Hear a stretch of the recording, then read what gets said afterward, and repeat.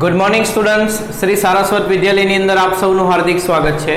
હું છું કુલદીપ તંડેલ અને આપણે ફિઝિક્સ સબ્જેક્ટનો અભ્યાસ કરી રહ્યા છીએ. તો ચેપ્ટર 5ના ઉદાહરણના દાખલાઓ ગણીએ. એ ગણવા પહેલાં આપણે એક ટોપિક આપણો બાકી છે, ચુંબકત્વ અને ગૌસનો નિયમ. તો એ ટોપિક પહેલાં સ્ટડી કરીએ. ચુંબકત્વ અને ગૌસનો નિયમ.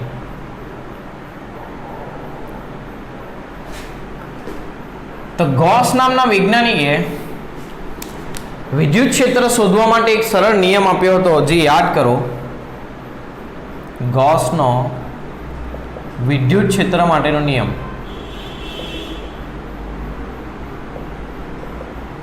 એ નિયમ શું હતો? તો સંકલન E.ds બરાબર sigma q divide by epsilon 0 આવું હતું. એટલે કોઈ બંધ પૃષ્ઠ હોય તો તેના વડે કેટલો વિદ્યુત ભાર અંદર ઘેરાયો તે આપણો સિગ્મા ક્યુ કુલ વિદ્યુત ભાર ભાગ્યા શૂન્ય અવકાશની પરમિટિવિટી વડે ભાગીએ તો આપણને સંકલન E.ds નું મૂલ્ય મળતું હતું આ બંધ પૃષ્ઠ માટે. તો તે જ રીતે ગૌસનો નિયમ જો વિદ્યુત ક્ષેત્ર માટે, ચુંબકીય ક્ષેત્ર માટે લખીએ. ગૌસનો ચુંબકીય ક્ષેત્ર માટેનો નિયમ આ બંધ ગાળા માટે, એટલે આ રીતે સિમ્બોલ થાય. તો સંકલન E.ds ની જગ્યા પર B.ds લખાશે. એના બરાબર શું થશે એ ધ્યાનથી જોઈએ. તો ધારો કે અહીં એક ચુંબક છે. હવે ગૌસનો નિયમમાં E.ds એ શું હતું? ચુંબકીય વિદ્યુત ફ્લક્સ. વિદ્યુત ફ્લક્સ શું આપતું હતું? તો આ બંધ પૃષ્ઠમાંથી કેટલી ક્ષેત્ર રેખાઓ પસાર થઈ તે આપતું હતું. એટલે આ ખરેખર સિગ્મા ક્યુ બાય એપ્સિલોન 0 એ આપણને શું આપશે? તો કે આની અંદરથી કેટલી ક્ષેત્ર રેખાઓ પસાર થાય. તો ચુંબકીય ક્ષેત્ર માટે જ્યારે ગૌસનો નિયમ તમે લખો ત્યારે તે શું આપશે? ચુંબકીય ફ્લક્સ આપશે, બરાબર. અને તે કેટલી ક્ષેત્ર રેખાઓ આ બંધ ગાળામાંથી પસાર, બંધ પૃષ્ઠમાંથી પસાર થાય તે આપશે. તો તમને ખબર જ છે કે ચુંબકીય ક્ષેત્ર રેખાઓ કેવી હોય? તો ઉત્તરથી નીકળે અને દક્ષિણમાં જાય. ઉત્તરથી નીકળે અને ક્યાં જાય? દક્ષિણમાં. તો તમે અહીં જુઓ, જેટલી ક્ષેત્ર રેખાઓ અહીંથી બહાર ગઈ તેટલી જ ક્ષેત્ર રેખાઓ ફરીથી અંદર આવી. એટલે બહાર જતું ફ્લક્સ અને અંદર જતું ફ્લક્સ સમાન છે અને પરસ્પર વિરુદ્ધ દિશામાં હોવાથી કુલ ફ્લક્સ શું થશે? 0. એટલે હંમેશા સંકલન B.ds નો જવાબ શું આવશે? 0. એટલે ચુંબકીય ક્ષેત્ર માટે ગૌસનો નિયમ શું આવશે? સંકલન B.ds બરાબર 0. એટલે બંધ પૃષ્ઠમાંથી પસાર થતું પરિણામી ફ્લક્સ હંમેશા શું હોવું જોઈએ? શૂન્ય હોવું જોઈએ. આ છે ચુંબકત્વ માટે ગૌસનો નિયમ. આવું થવાનું કારણ શું? તો ક્યાંક પણ તમને એકલો ઉત્તર કે એકલો દક્ષિણ ધ્રુવ જોવા નહીં મળે. બંને સાથે જ હશે. એટલે શું થશે? જેટલી ક્ષેત્ર રેખાઓ પૃષ્ઠની બહાર જશે એટલી જ એની અંદર આવશે. એટલે કુલ ફ્લક્સ આ પૃષ્ઠમાંથી પસાર થતું શું મળશે? શૂન્ય મળશે. તો આના ઉપરથી ટોપિક બુકની અંદર નથી છતાં પણ કામનો છે એટલા માટે સમજવા માટે ગણીએ તો ચુંબકીય ફ્લક્સ આ એક ટોપિક આપણે કરી શકીએ. ચુંબકીય ફ્લક્સ. ફ્લક્સ એટલે પૃષ્ઠમાંથી પસાર થતી ક્ષેત્ર રેખાઓની સંખ્યા. તો ચુંબકીય ક્ષેત્ર રેખાઓની લાક્ષણિકતા આપણે જોઈ તો કેટલીક ક્ષેત્ર રેખાઓ આપેલા પૃષ્ઠમાંથી પસાર થશે તેને કહેવાશે ચુંબકીય ફ્લક્સ. અને નિયમિત સમતલ માટે અથવા તો નિયમિત સમતલ અથવા તો નિયમિત ચુંબકીય ક્ષેત્ર માટે, નિયમિત એટલે જ્યાં દરેક જગ્યાએ ચુંબકીય ક્ષેત્ર સમાન હોય, તેના માટે ચુંબકીય ફ્લક્સ ફાઈ બરાબર B.S આ સૂત્ર ઉપરથી શોધી શકો. જ્યાં B ધારો કે આ એક સમતલ છે, તો જ્યાં B એ ચુંબકીય ક્ષેત્રની તીવ્રતા અને S એ આ સમતલનું ક્ષેત્રફળ અને કોઈ પણ નિયમિત સમતલનું ક્ષેત્રફળ તે સમતલને લંબ દિશામાં હોય છે. તો અહીં ધારો કે B અને S વચ્ચેનો ખૂણો જે ખરો એ થીટા છે. તો આ ચુંબકીય ફ્લક્સને તમે BS cos થીટા લખી શકો. જેવું વિદ્યુત ફ્લક્સ આવતું હતું તેવું સેમ ટુ સેમ કયું છે? ચુંબકીય ફ્લક્સ. જ્યાં S પૃષ્ઠનું ક્ષેત્રફળ. S શું છે? પૃષ્ઠનું ક્ષેત્રફળ. હવે અનિયમિત ચુંબકીય ક્ષેત્ર માટે અનિયમિત ચુંબકીય ક્ષેત્ર માટે અથવા તો અનિયમિત સમતલ માટે. એટલે ધારો કે કોઈ જગ્યાએ ચુંબકીય ક્ષેત્ર દરેક જગ્યાએ સરખું નથી, અલગ અલગ છે, આ રીતે છે, અને આ પૃષ્ઠમાંથી પસાર થતી ક્ષેત્રરેખાઓની સંખ્યા ગણવી છે, તો શું થશે? તો એના એક નાનકડા ભાગ માટે પહેલાં તો ફ્લક્સ ગણવાનું, તેને ડી ફાઈ બી વડે લખશું. તેના બરાબર થશે ત્યાં આગળ ચુંબકીય ક્ષેત્રની તીવ્રતા બી ડોટ તેનું ક્ષેત્રફળ ડીએસ, આનું ક્ષેત્રફળ ડીએસ જેટલું થશે. અને પરિણામી આખા સમતલ સાથે સંકળાયેલું ફ્લક્સ શોધવું હશે તો આનું શું કરશું? આપણે સંકલન કરશું. એટલે સંકલન બી ડોટ ડીએસ, આ સૂત્ર વપરાશે કોના માટે? અનિયમિત ચુંબકીય ક્ષેત્રની અંદર અથવા તો અનિયમિત આકારના સમતલ માટે જો તેમાંથી પસાર થતી ક્ષેત્રરેખાઓની સંખ્યા ગણવી હોય તો આ રીતે ગણાશે. ખ્યાલ આવે છે? અને ગૌસના નિયમો પરથી બંધ પૃષ્ઠ માટે હંમેશા ફ્લક્સ એ 0 જશે, કારણ કે બહાર જતું ફ્લક્સ અને અંદર આવતું ફ્લક્સ સમાન થશે. એટલે એકને પ્લસ લઈએ, બીજાને માઇનસ, તો કુલ ફ્લક્સ શું આવશે? 0 જ આવશે.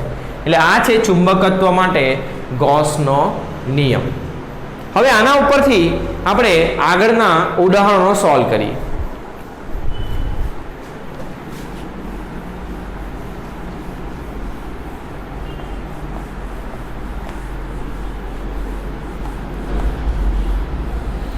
તો તમે જોયું હશે કે ઘણો બધો સિલેબસ રિડ્યુસ થઈ ગયો છે. તો તમારા માટે એક સારા સમાચાર છે કે તમારી પાસે વધારે સમય છે. સિલેબસ રિડ્યુસ થયો છે એટલે કે વિદ્યાર્થીઓને મહેનત કરવામાં સરળતા રહેશે. તો બધા જ વિદ્યાર્થીઓ મહેનત કરશે. એટલે તમારો એમ એવો હોવો જોઈએ કે તમારો જે રેન્ક છે, એટલે કે તમારા જે માર્ક્સ છે એ બીજાની સરખામણીમાં વધારે આવે, પર્સન્ટાઇલ તમારા વધારે આવે એવો તમારે પ્રયત્ન કરવાનો, બરાબર? અને તેના માટે તમારે વધારે મહેનત કરવી પડશે, કારણ કે ઓછા સિલેબસને પરફેક્ટ રીતે કરશો તો પૂરેપૂરા માર્ક્સ લાવવાની શક્યતા રહેશે, બરાબર? એટલા માટે હવે આનો એડવાન્ટેજ આપણે એવો પણ લઈશું કે આપણે અમુક એમસીક્યુ પણ સાથે સાથે ચેપ્ટરની અંદર સોલ્વ કરશું, કારણ કે સિલેબસ નાનો છે તો સિલેબસ જલ્દી પૂરો થશે અને તેના લીધે એમસીક્યુ કરવા માટેનો ઘણો સમય મળશે, બરાબર છે? ચાલો આગળ જઈએ. ઉદાહરણ નંબર 5.6 ગણીએ. આકૃતિમાં દર્શાવેલ ચુંબકીય ક્ષેત્ર રેખાઓની અમુક આકૃતિઓ ખોટી છે, તેમાં શું ખોટું છે તે દર્શાવો. આમાંથી કેટલીક સાચી સ્થિત વિદ્યુત ક્ષેત્ર રેખાઓ પણ દર્શાવે છે, તે કઈ છે તે દર્શાવો. ચાલો પહેલી આકૃતિ આવી આપી છે, એ આકૃતિ આ પ્રકારનો એક અનંત લંબાઈનો તાર છે, તેની આસપાસ આ રીતે ચુંબકીય ક્ષેત્ર રેખાઓ આપી છે. તો આ કેવી છે આકૃતિ? એ આકૃતિ તો ખોટી. કેમ ખોટી? તો કે ચુંબકીય ક્ષેત્ર રેખાઓ કોઈ એક ઉત્તર ધ્રુવથી બહાર જાય તો ફરીથી દક્ષિણ ધ્રુવની અંદર આવે. કોઈ એકલો ધ્રુવ ત્યાં હોતો નથી કે ધારે ખાલી ઉત્તર ધ્રુવ હોય ને એમાંથી ક્ષેત્ર રેખાઓ બહાર જ ગઈ અને ખાલી દક્ષિણ ધ્રુવ હોય અને એની ક્ષેત્ર રેખાઓ અંદર જ આવી. આવું ક્યારે શક્ય હોતું નથી. એટલે એકલું ધ્રુવ શક્ય નથી. એટલે ક્ષેત્ર રેખાઓ ક્યારે આવી એકલી અહીંથી શરૂ કરીને અનંત જાય એવું શક્ય નથી. આમાં બંધ ગાળો હંમેશા બનવો જ જોઈએ. ચાલો બીજી આકૃતિ જોઈએ. તો મુક્ત અવકાશની અંદર આ રીતે ક્ષેત્ર રેખાઓ આપી છે, પણ આની અંદર તમે એક વસ્તુ જુઓ, બંધ ગાળાઓ તો બતાવ્યા છે આ રીતે આની અંદર, પરંતુ આ ક્ષેત્ર રેખાઓ એકબીજાને છેદતી બતાવી છે, જે એક કોઈ પણ ક્ષેત્ર રેખાઓ એકબીજાને ક્યારેય છેદે નહીં. એટલે આ પણ આકૃતિ કેવી છે? ખોટી છે. ત્રીજી આકૃતિ જોઈએ તો તેની અંદર ટોરોઇડ બતાવ્યો છે.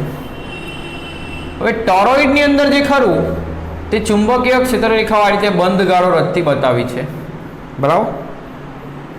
આ પ્રમાણેની આકૃતિ આપી છે ટોરોઇડ માટે. હવે ટોરોઇડ માટે પણ આ ચુંબકીય ક્ષેત્ર રેખાઓ, આપણે ટોરોઇડનું ચુંબકીય ક્ષેત્ર સાબિત કર્યું હતું તેમાં આવી જ ક્ષેત્ર રેખાઓ આવી હતી. તો આ પણ આકૃતિ કેવી છે? સાચી જ છે. પરંતુ એક વસ્તુ ધ્યાનમાં રાખજો અહીં આગળ કે ટોરોઇડમાં ઉત્તર કે દક્ષિણ ધ્રુવ હોતા નથી. તેથી એક જગ્યાએથી ક્ષેત્ર રેખાઓ બહાર નીકળીને બીજામાં અંદર જાય એવું ક્યાંય થશે નહીં ટોરોઇડ માટે. એટલે આ સાચી આકૃતિ છે ટોરોઇડની. ડી આકૃતિ જોઈએ, સોલેનોઇડ માટે આપી છે. તો એ આકૃતિ ખોટી છે. કેમ એ પહેલાં સમજાવું. પહેલાં સોલેનોઇડ દોરીએ. આ સોલેનોઇડ આપી છે અને ક્ષેત્ર રેખાઓમાં આપી છે. હવે ચુંબકીય ક્ષેત્ર આ દિશામાં હોય એટલે આ ક્ષેત્ર રેખાઓ અમુક અંશે સાચી છે, પરંતુ જ્યાં છેડા હોય ત્યાંથી આ ક્ષેત્રરેખાઓ આમ વાંકી વળવી જોઈએ અને બંધ ગાળો રચવી જોઈએ, પણ અહીંથી ક્ષેત્રરેખાઓ છેડા આગળ પણ સીધી જ આપી છે, એટલા માટે આ જે આકૃતિ છે ડી એ પણ કેવી છે? ખોટી છે, કારણ કે તે એમ્પિયરના નિયમને અનુસરે નહીં. જો આ છેડા આગળ તે આમ વાંકી ન વળે તો બંધ ગાળો ન રચે, એટલા માટે. ખ્યાલ આવે? બંધ ગાળો રચવા માટે છેડા આગળ તે વાંકી વળવી જોઈએ. આગળની આકૃતિ જોઈએ તો આગળની આકૃતિ ઈ ની અંદર ગજ્ય ચુંબક આપ્યું છે અને એની ક્ષેત્રરેખાઓ આ રીતે આપી છે. તો એ સાચી જ છે, કઈ ખોટી નથી. એની અંદર જે ક્ષેત્રરેખાઓ દર્શાવી છે એ પરફેક્ટ છે. એટલે ગજ્યા ચુંબકની જ ક્ષેત્રરેખાઓ દર્શાવી છે, ઉત્તરથી નીકળીને દક્ષિણ ધ્રુવમાં જશે અને અમુક ક્ષેત્રરેખાઓ એ અનંત અંતરે જશે. આ પ્રમાણેની આકૃતિ એ પરફેક્ટ છે, એટલે આ કેવું છે? સાચી છે આકૃતિ. એફ ની અંદર જોઈએ તો આ એક પૃષ્ઠ છે અને એમાંથી ક્ષેત્રરેખાઓ આમ જતી બતાવી છે. તો આની અંદર એક વસ્તુ નોંધો કે ક્ષેત્રરેખાઓ આમાંથી પસાર થઈને ફક્ત બહાર જાય છે, અંદર આવતી ક્ષેત્રરેખાઓ નથી. એટલે આની સાથે સંકળાયેલું ફ્લક્સ એ ઝીરો થતું નથી, પરંતુ કોઈ પણ બંધ પૃષ્ઠ માટે સંકળાયેલું ફ્લક્સ હંમેશા શું હોય? શૂન્ય જ હોય. જેટલી ક્ષેત્રરેખાઓ બહાર ગઈ તેટલી જ અંદર આવી જોઈએ, પણ આમાં એવું બતાવેલું નથી. એટલા માટે આ આકૃતિ કેવી છે? તો કે ખોટી છે. જુઓ, તમે આખી આકૃતિને જુઓ તો આ રીતની આકૃતિ આપી છે.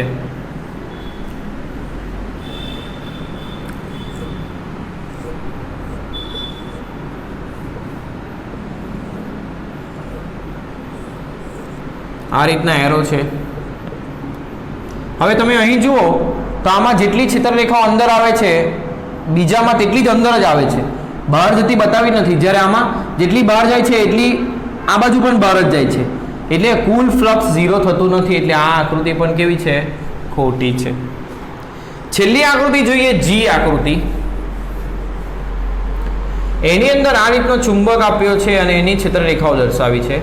તો એમાં પણ એક વસ્તુ નોંધવી પડશે કે ઉત્તર અને દક્ષિણ ધ્રુવ, જ્યાં ધ્રુવ હોય, છેડા હોય, ત્યાં ક્ષેત્રરેખાઓ વાંકી થવી જોઈએ, પણ આપણને આમ સીધી જ આપી છે.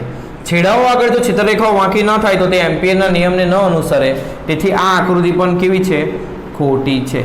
એટલે આ આકૃતિ કઈ સાચી ખોટી MCQ ની અંદર આવી શકે, તો તમારે એને યાદ રાખવાનું આ રીતે. હવે એના પછીનું ઉદાહરણ સોલ્વ કરીએ. એના પછીનું ઉદાહરણ 5.7 એ ચુંબકીય ક્ષેત્રરેખાઓ વડે દર્શાવેલી દિશામાં ચુંબકિત કરેલ સોય ગોઠવાય છે. શું ચુંબકીય ક્ષેત્રરેખાઓ ગતિ કરતા વિદ્યુત ભાર માટે દરેક બિંદુએ ચુંબકીય બળ રેખાઓ દર્શાવે છે? એટલે ધારો કે આ ચુંબકીય ક્ષેત્રરેખા છે, અહીંયા કોઈ વિદ્યુત ભાર હોય તો એના પર લાગતું બળ શું આવે? કઈ દિશામાં આવે? Q × V × B.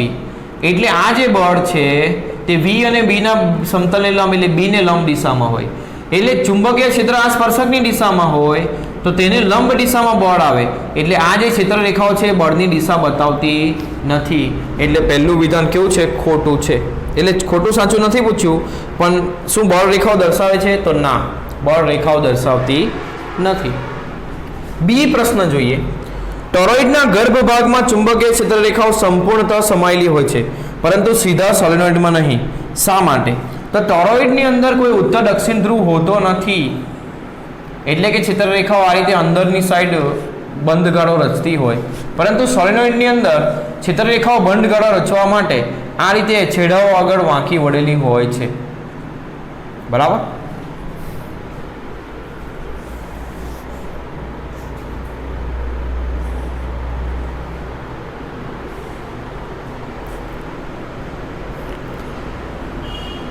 એટલે કે જો સોલેનોઇડની અંદર જો ક્ષેત્રરેખાઓ આ રીતે બહાર ન જાય, અહીં બંધિત થઈ જાય, એટલે અહીં સુધી જ હોય, તો શું થાય? તો છેડાઓ આગળ તે એમ્પિયરના નિયમને ન અનુસરે. એટલે કે બંધ પૃષ્ઠ મૂકીએ તો તેમાંથી પસાર થતું કુલ ફ્લક્સ ઝીરો ન થાય. એટલા માટે સોલેનોઇડની અંદર ક્ષેત્રરેખાઓ એ ટોરોઇડ જેવી હોતી નથી. આગળ જોઈએ સી.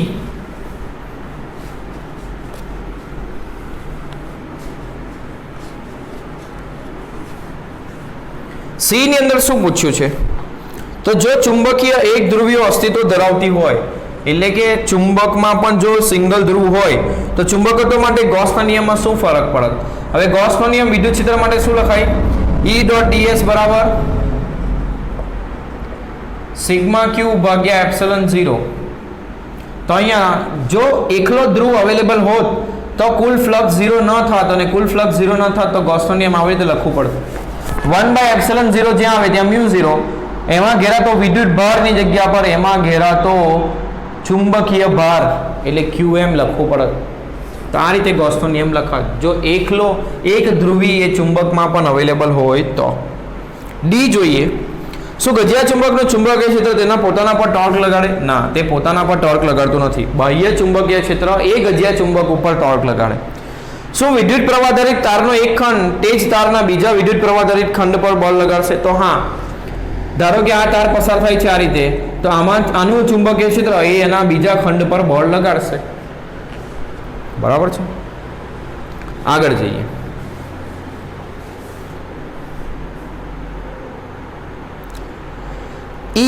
ગતિમાન વિદ્યુત ભારોના કારણે વિદ્યુત ક્ષેત્ર ઉદ્ભવે છે.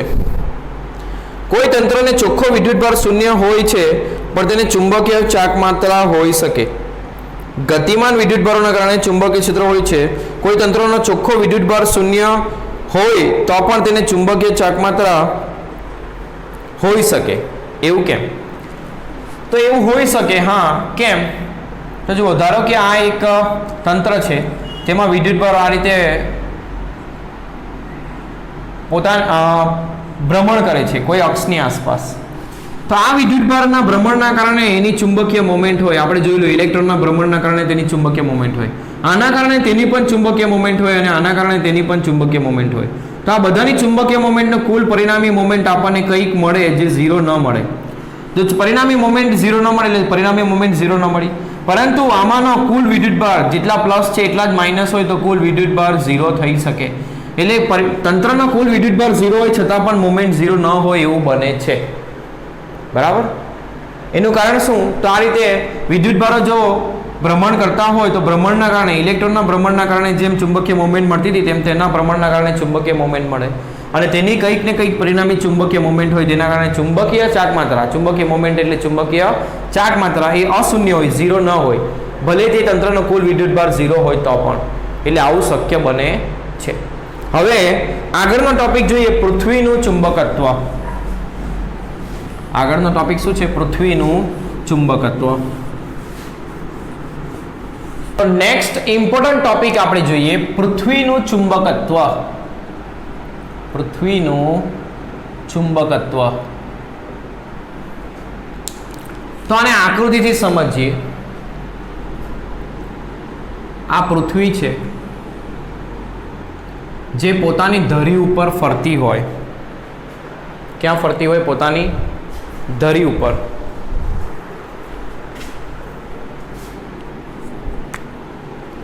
તો આને એની ભ્રમણાક્ષ કહેવાય. આને શું કહેવાય? એની ભ્રમણાક્ષ. એટલે આમ તે ફરતી હોય. અહીં આવેલો હોય ભૌગોલિક ઉત્તર ધ્રુવ.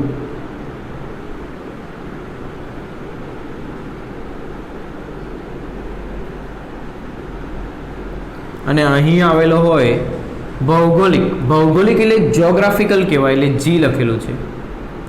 ભૌગોલિક દક્ષિણ ધ્રુવ.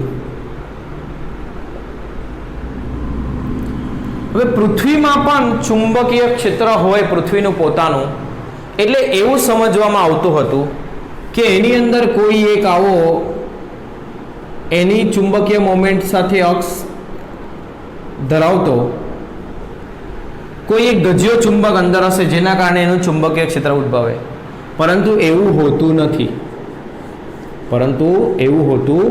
નથી. તો શું હોય છે?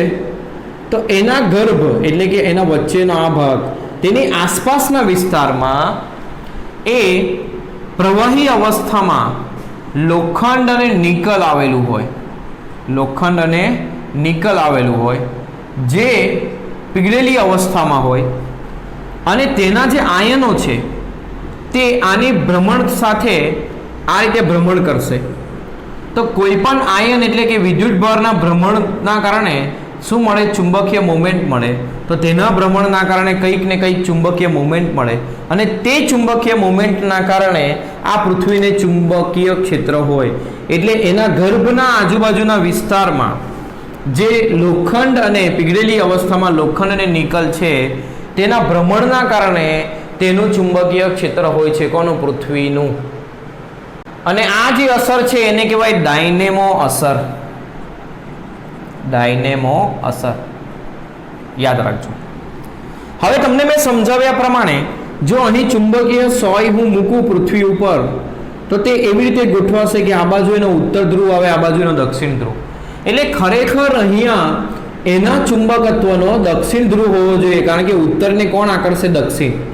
પરંતુ એવું નામ આપવામાં આવ્યું નથી. અહીંયા છે ખરેખર ચુંબકત્વનો દક્ષિણ ધ્રુવ, પરંતુ એને નામ એની ચુંબકીય સોય એ આ તરફ રહેતી હોવાથી એને ચુંબકીય ઉત્તર ધ્રુવ નામ આપવામાં આવ્યું છે. ખરેખર છે દક્ષિણ ધ્રુવ, પણ એને નામ શું આપવામાં આવ્યું? ચુંબકીય સોય આ દિશામાં રહેતી હોવાથી ચુંબકીય સોયનો ઉત્તર ધ્રુવ આ દિશામાં રહેતો હોવાથી આ ધ્રુવને નામ આપવામાં આવ્યું ચુંબકીય ઉત્તર ધ્રુવ. આ કયો ધ્રુવ? ચુંબકીય ઉત્તર ધ્રુવ. અને અહીં હશે ચુંબકીય દક્ષિણ ધ્રુવ, જ્યાં ચુંબકીય સોયનો દક્ષિણ રહે. એટલે આ છે ચુંબકીય દક્ષિણ ધ્રુવ.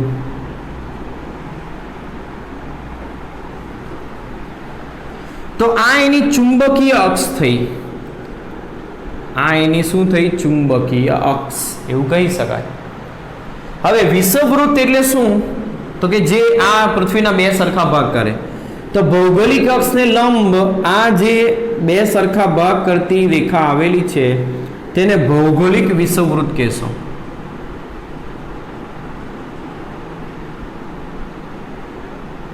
તે જ રીતે ચુંબકીય અક્ષને લંબ અને પૃથ્વીના બે સરખા ભાગ કરતી રેખા એને આપણે કહેશું ચુંબકીય વિષુવવૃત્ત.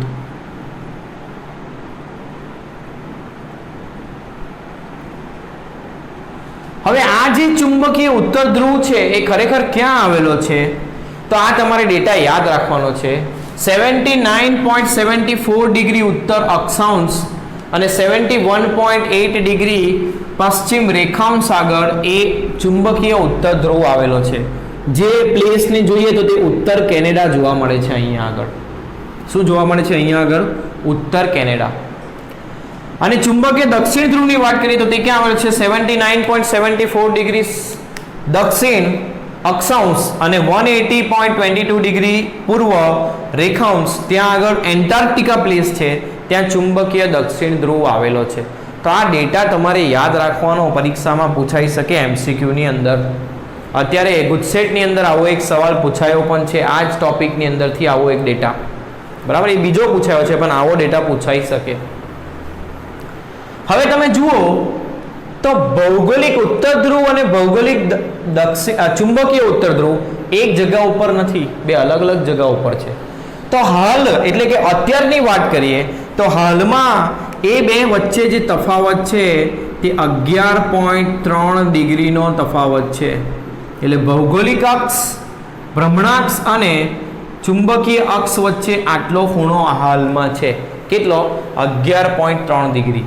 એટલે ચુંબકીય ઉત્તર ધ્રુવ એ ભૌગોલિક ઉત્તર ધ્રુવથી અમુક કિલોમીટર દૂર આવેલો છે. ખ્યાલ આવે છે? ચાલો હવે આગળની વ્યાખ્યાઓ જોઈએ.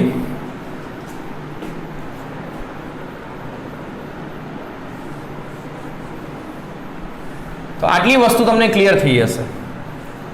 આ ઉત્તર ધ્રુવ ખરેખર ઉત્તર ધ્રુવ નથી ચુંબકીય. અહીં ચુંબકીય દક્ષિણ ધ્રુવ છે, પણ ચુંબકીય સોયને મૂકતા સોયનો ઉત્તર ધ્રુવ આ બાજુ આકર્ષાય અને દક્ષિણ ધ્રુવ આ બાજુ આકર્ષાય, તેથી તેને નામ ચુંબકીય ઉત્તર ધ્રુવ અને ચુંબકીય દક્ષિણ ધ્રુવ આપવામાં આવ્યા છે. અને આ ભૌગોલિક અને ચુંબકીય ધ્રુવો એકબીજાથી કેટલા ડિગ્રીના અંતરે છે? 11.3 ડિગ્રીના અંતરે છે. એટલે આ જે ચુંબકીય અક્ષ છે તે ભૌગોલિક અક્ષ સાથે 11.3 ડિગ્રી જેટલી નમેલી છે એવું કહી શકો. હવે ધારો કે પૃથ્વી પરનું કોઈ એક સ્થળ લઈ લો. આ પૃથ્વી છે ગોળો, અહીંયાનું એક સ્થળ લઈ લીધું. આ એક સ્થળ છે પૃથ્વી પર. તો આ સ્થળ અને ભૌગોલિક અક્ષમાંથી પસાર થતું એક સમતલ લો તમે, ભૌગોલિક અક્ષ આ મારી લાલ પેન, અહીંયાનું સ્થળ, તો આ સ્થળ અને ભૌગોલિક અક્ષમાંથી પસાર થતું એક સમતલ લઈ લો, તેને કહેવાય ભૌગોલિક ધ્રુવતલ. તેને શું કહેવાય? ભૌગોલિક ધ્રુવતલ. બરાબર? અથવા તો એને ઇંગ્લિશમાં મેરિડિયન પણ કહેવાય, ભૌગોલિક મેરિડિયન. તો શબ્દ કોઈ પણ આવી શકે, એટલે ધ્યાનમાં રાખવા. એટલે કોઈ પણ સ્થળ અને ભૌગોલિક અક્ષમાંથી પસાર થતું જે સમતલ મળશે તેને કહેવાશે ભૌગોલિક ધ્રુવતલ. એટલે આમ દોરું કોઈ એક જગ્યા માટે, આ પ્લેસ માટે, તો અહીંથી અને આ અક્ષમાંથી પસાર થતું સમતલ, એટલે આ પ્રકારનું એક સમતલ મળશે, જે સમતલને કહેવાશે ભૌગોલિક ધ્રુવતલ. તે જ રીતે પૃથ્વી પરનું કોઈ સ્થળ અને ચુંબકીય અક્ષમાંથી પસાર થતું સમતલ, એટલે ચુંબકીય અક્ષ આ છે, તો આ સ્થળ અને આમાંથી પસાર થતું કોઈ એક સમતલ જો આપણે દોરીએ તો તે જે સમતલ મળશે તેને કહેવાશે ચુંબકીય ધ્રુવતલ અથવા તો ચુંબકીય મેરિડિયન. એટલે ધ્રુવતલ એટલે એક સમતલ છે જે પૃથ્વી પરના કોઈ એક સ્થળ અને ભૌગોલિક અક્ષમાંથી પસાર થાય છે, ક્યાં તો ચુંબકીય અક્ષમાંથી પસાર થાય. જો ચુંબકીય અક્ષમાંથી પસાર થાય તો તેને કહેવાય ચુંબકીય ધ્રુવતલ, અને ભૌગોલિક અક્ષમાંથી પસાર થાય તો તેને કહેવાય ભૌગોલિક ધ્રુવતલ. હવે આ જે બંને સમતલો છે આ બિંદુ માટે, તે બે વચ્ચે જે ખૂણો હોય તેને કહેવાય ડેક્લિનેશન. એને ડી વડે દર્શાવાય, ડેક્લિનેશન.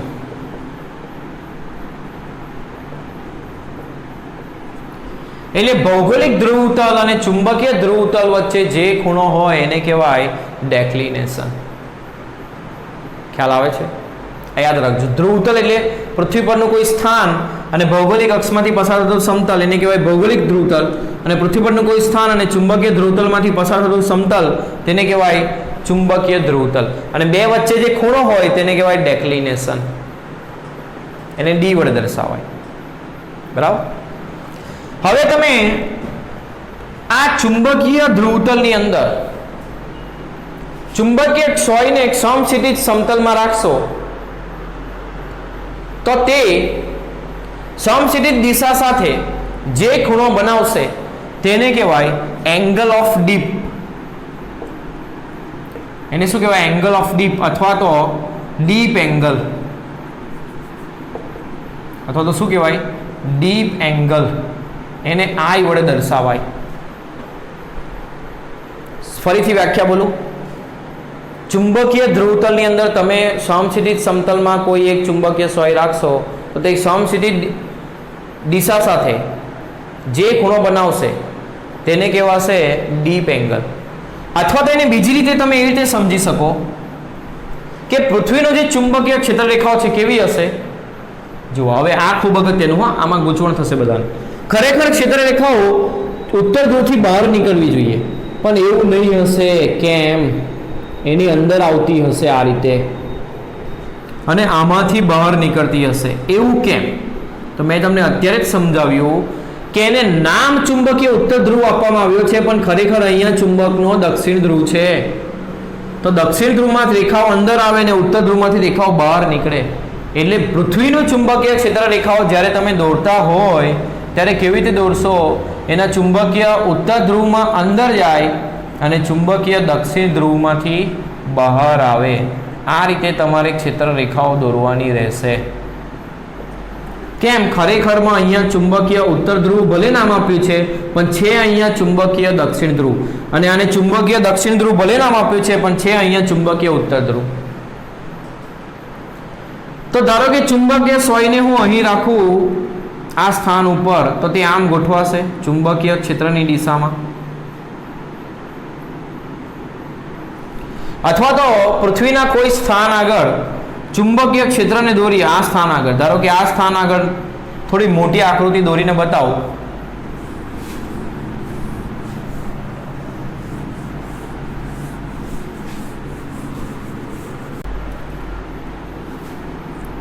આ જે એંગલ ઓફ ડીપ છે એને નમન કોણ પણ કહેવાય છે. એને શું કહેવાય? નમન કોણ. યાદ રાખજો. હવે આજે ડેક્લિનેશનની વાત કરી, એના માટે અમુક મુદ્દા યાદ રાખવાના તમારે. એ જે ડેક્લિનેશન છે ડી, તે મોટા અક્ષાંશ આગળ મોટો હોય, મોટા અક્ષાંશ આગળ કેવો હોય? મોટો. અને વિષુવવૃત્ત આગળ એ કેવો હોય? તો નાનો હોય. એટલે તમે જોશો તો દિલ્હી પાસે તે કેટલો હોય? 0 ડિગ્રી 41 મિનિટ ઈસ્ટ. અને મુંબઈ આગળ જોશો તો તે 0 ડિગ્રી 58 મિનિટ વેસ્ટ આટલું હોય છે. આ બેમાંથી એક સવાલ પૂછાયો હતો ગુજસેટની અંદર આ વર્ષે જ, એટલે આ પણ એમસીક્યુમાં પૂછાઈ શકે. આ 4 પોઈન્ટ યાદ રાખજો ડેક્લિનેશન માટે. હવે આપણે મેં તમને કીધું એમ પૃથ્વીના કોઈ સ્થાન આગળનું ચુંબકીય ક્ષેત્રને, ધારો કે અહીંયા આગળ ચુંબકીય ક્ષેત્ર આ દિશામાં હશે તો આને મોટો કરીને દોરું તો આ સમક્ષિતિજ રેખા છે ને તેની સાથે પૃથ્વીનો ચુંબકીય ક્ષેત્ર રેખા આ રીતે છે. એટલે પૃથ્વીનું ચુંબકીય ક્ષેત્ર અહીંયા આગળ આ દિશામાં છે. તો પૃથ્વીનું જે ચુંબકીય ક્ષેત્ર છે એ સમક્ષિતિજ સાથે જે ખૂણો બનાવે એને પણ કહેવાશે એંગલ ઓફ ડીપ આઈ. તો જે પૃથ્વીનું ચુંબકીય ક્ષેત્ર છે અહીં આગળ, અથવા તો તમે અહીં આગળ દોરો આ પ્લેસ માટે, આ પ્લેસ માટે મોટું કરીને દોરું તો આ રીતનું દેખાશે. આમ બહાર જાય છે, આમ બહાર જાય છે. તો અહીંયા આગળ ચુંબકીય ક્ષેત્ર કઈ દિશામાં હશે? આને દોરેલા સ્પર્શકની દિશામાં. ચુંબકીય ક્ષેત્ર રેખાને દોરેલા સ્પર્શકની દિશામાં. તો આને સ્પર્શક દોરો તો આ દિશામાં આવે, એટલે આ દિશામાં પૃથ્વીનું ચુંબકીય ક્ષેત્ર હશે. ફરીથી ક્લિયર આકૃતિ દોરું તો આ રીતે દોરાશે. આ પ્લેસ માટે ચુંબકીય ક્ષેત્ર દોરીએ તો આ રીતનું હશે ચુંબકીય ક્ષેત્ર. ચુંબકીય ક્ષેત્રને ક્ષેત્રરેખાને દોરેલા સ્પર્શકની દિશામાં આ દિશામાં. આ બધું ભૂસી નાખો અને બતાવું લાલ પેનથી તો થોડું વધારે ક્લિયર દેખાશે. અહીંયા આગળ ચુંબકીય ક્ષેત્ર રેખા આમ હશે તો એ પ્લેસ આગળ ચુંબકીય ક્ષેત્ર આને દોરેલું સ્પર્શક, આને દોરેલું સ્પર્શક એટલે આ દિશામાં આવશે આમ. એટલે એને આકૃતિમાં બતાવું તો આ દિશામાં આવશે ચુંબકીય ક્ષેત્ર. તો દરેક સ્થાન હોય, કોઈ પૃથ્વી પરના કોઈ પણ સ્થાન હોય, સ્થાન આગળ પૃથ્વીનું જે ચુંબકીય ક્ષેત્ર છે તે સમક્ષિતિજ સાથે જે ખૂણો બનાવશે એને આપણે કહીશું એંગલ ઓફ ડીપ. તો આ જે પૃથ્વીનું ચુંબકીય ક્ષેત્ર છે એના બે ઘટક થશે. કયા કયા ઘટક? તો એક ઘટક આ અને બીજો ઘટક આ. આ ઘટક સમક્ષિતિજ દિશામાં છે એટલે એને કહેવાશે હોરિઝોન્ટલ ઘટક પૃથ્વીનો. પૃથ્વી માટે અર્થ અને હોરિઝોન્ટલ માટે એચ, એટલે કે સમક્ષિતિજ ઘટક પૃથ્વીનો. અને આ શિરોલંબ ઘટક પૃથ્વીના ચુંબકીય ક્ષેત્રનો શિરોલંબ ઘટક. તો તમે શિરોલંબ ઘટક અને સમક્ષિતિજ ઘટકને લખવું હોય તો કેવી રીતે લખશો? તો થીટા સાથે જે ઘટક હોય તેને શું કહેવાય? Cos theta. એટલે પૃથ્વીનો ચુંબકીય ક્ષેત્ર માટે સમક્ષિતિજ ઘટક, પૃથ્વીના ચુંબકીય ક્ષેત્રનો સમક્ષિતિજ ઘટક કેવી રીતે લખશો? HE બરાબર B cos I. અને શિરોલંબ ઘટક પૃથ્વીના ચુંબકીય ક્ષેત્રનો શિરોલંબ ઘટક કેવી રીતે લખશો? ZE બરાબર B sin I. તો પૃથ્વીનું ચુંબકીય ક્ષેત્ર છે એટલે BE લખીશું આપણે. શું લખીશું? BE, અર્થ માટે BE.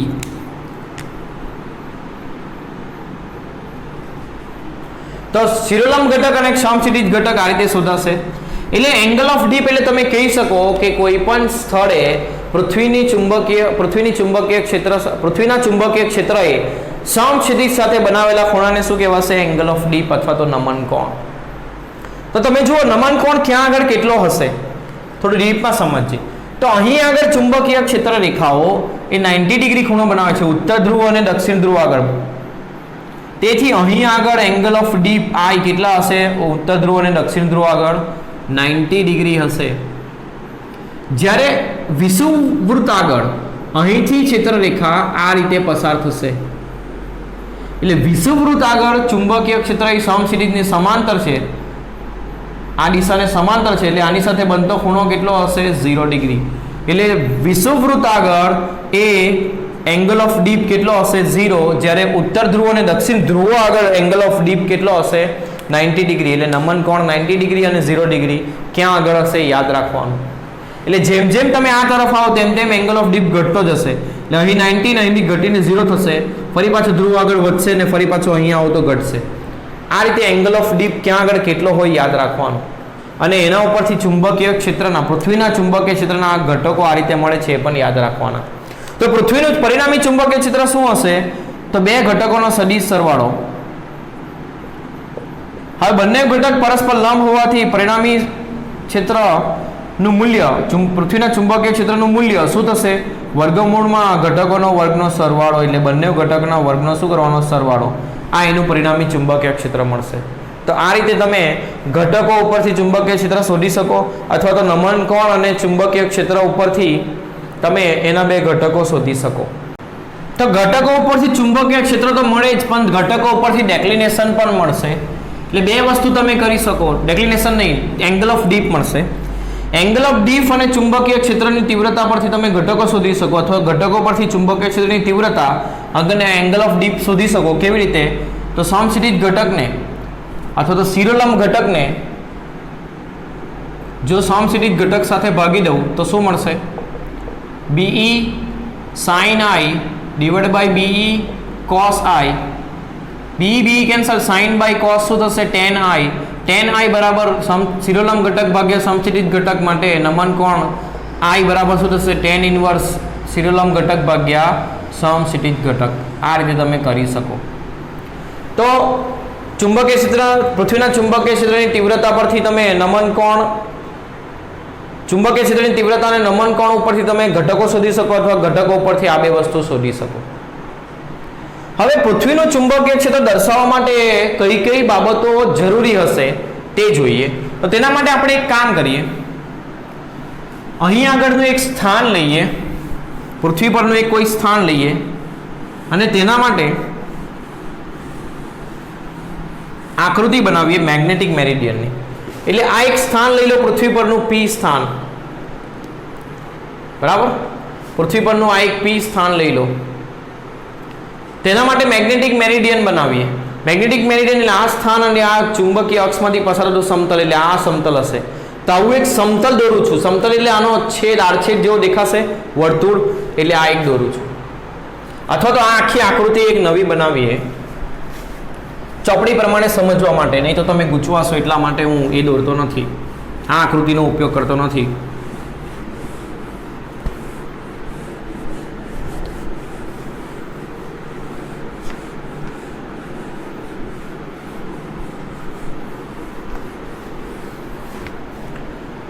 આ પૃથ્વી છે, ધારો કે આ ચુંબકીય અક્ષ હોય તો આ ભૌગોલિક અક્ષ થાય.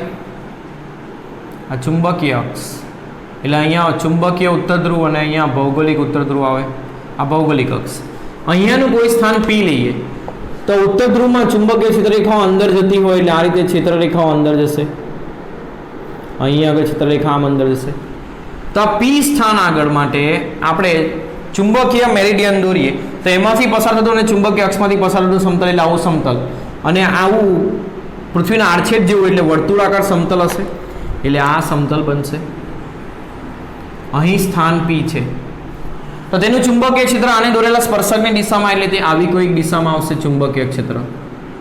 અને તેના બે ઘટકો થશે, એક સમક્ષિતિજ અને એક શિરોલંબ. શિરોલંબ ઘટક ZE અને સમક્ષિતિજ ઘટક HE વડે દર્શાવીએ આપણે. સમક્ષિતિજ દિશા સાથે આ અને બનાવેલો ખૂણો એ એંગલ ઓફ ડીપ એટલે કે નમન કોણ I થશે. ખ્યાલ આવે છે? અહીંયા ચુંબકીય ઉત્તર ધ્રુવ છે. હવે તમે જુઓ તો આ મેગ્નેટિક મેરિડિયન છે. તો અહીં મેગ્નેટિક મેરિડિયન હું આ રીતે લઈ લઉં. આ સમતલ છે મારું મેગ્નેટિક મેરિડિયન. તો એમાં આ ચુંબકીય ક્ષેત્રની દિશા છે, આ એંગલ ઓફ ડીપ છે, આ એનો સમક્ષિતિજ ઘટક છે, અને આ એનો શિરોલંબ ઘટક છે. આ રીતે થશે. હવે એનો ભૌગોલિક મેરિડિયન દોરીએ તો આમાંથી પસાર થતું અને ભૌગોલિક સમતલમાંથી પસાર થતું સમતલ દોરીએ તો તે કંઈક આ પ્રકારનું આવશે.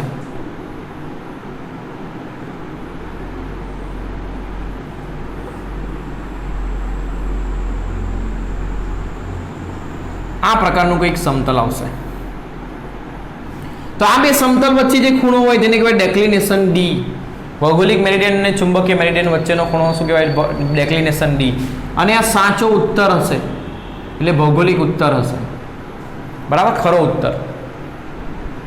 તો તમે અહીં જુઓ તો ધારો કે આ સમતલને આપણે આ રીતે દોરીએ, અથવા તો આ જ આકૃતિને ધ્યાનમાં રાખો તો પૃથ્વીનું ચુંબકીય ક્ષેત્ર દર્શાવવા માટે, પૃથ્વીનું ચુંબકીય ક્ષેત્ર દર્શાવવા માટે જરૂરી રાશિઓ કઈ કઈ રાશિઓ પરથી દર્શાવી શકાય? તો પહેલું તો એંગલ ઓફ ડીપ ખબર હોવું જોઈએ, નમન કોણ. બીજું ખબર હોવી જોઈએ ડેક્લિનેશન. અને ત્રીજું ચુંબકીય ક્ષેત્રનો સમક્ષિતિજ ઘટક.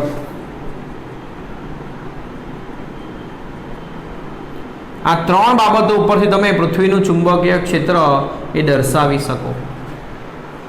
બરાબર છે? ચાલો, તો હવે નેક્સ્ટ ટાઈમ આપણે આની આગળનું પોર્શન જોઈશું.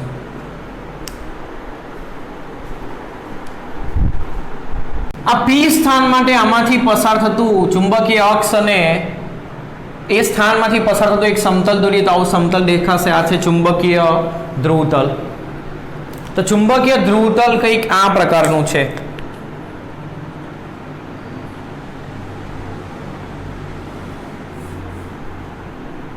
કંઈક આવા પ્રકારનું શું છે? ચુંબકીય ધ્રુવતલ, જેમાં ચુંબકીય ક્ષેત્ર આ દિશામાં છે. આ ચુંબકીય ક્ષેત્રની દિશા, એનો સમક્ષિતિજ ઘટક આ છે. સમક્ષિતિજ દિશા સાથે બનતો ખૂણો એને કહેવાય નમન કોણ I, અને આ એનો શિરોલંબ ઘટક ZE. બરાબર. હવે આ જ બિંદુમાંથી પસાર થતો, એટલે આ જ સ્થાનમાંથી પસાર થતું અને ભૌગોલિક અક્ષમાંથી પસાર થતું સમતલ દોરીએ તો તે કંઈક આ પ્રકારનું આવશે.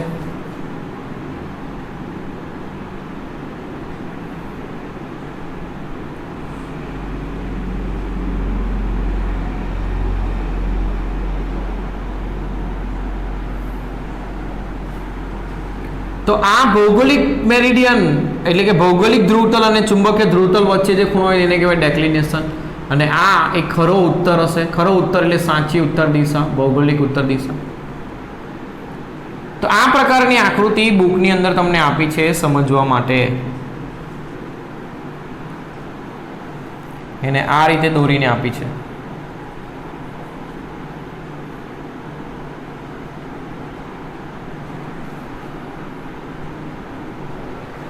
ખ્યાલ આવે છે? તો અહીં તમે જુઓ, આ સ્થાન માટે ચુંબકીય ક્ષેત્ર દર્શાવવા માટે ત્રણ વસ્તુ જરૂરી, I, D અને HE. તો કોઈ પણ સ્થાનના પૃથ્વીના ચુંબકીય, કોઈ પણ સ્થાનનું પૃથ્વીનું ચુંબકીય ક્ષેત્ર દર્શાવવા ત્રણ રાશિઓ જરૂરી. એના ઉપરથી તમે એનું ચુંબકીય ક્ષેત્ર દર્શાવી શકો. એક તો ડેક્લિનેશન એટલે D, બીજું નમન કોણ એટલે કે એંગલ ઓફ ડીપ I, અને ત્યાં આગળ ચુંબકીય ક્ષેત્રનો સમક્ષિતિજ ઘટક, ચુંબકીય ક્ષેત્રનો પૃથ્વીના ચુંબકીય ક્ષેત્રનો સમક્ષિતિજ ઘટક HE. આ ત્રણ વસ્તુ ઉપરથી તમે કોઈ પણ બિંદુ આગળનું ચુંબકીય ક્ષેત્ર દર્શાવી શકો. તો આવો સવાલ પણ MCQમાં પૂછાય તો તમારે આ યાદ રાખવાનું રહેશે. હવે આગળનું જે ગણતરીઓને બધું છે એ આપણે નેક્સ્ટ ક્લાસમાં જોઈશું.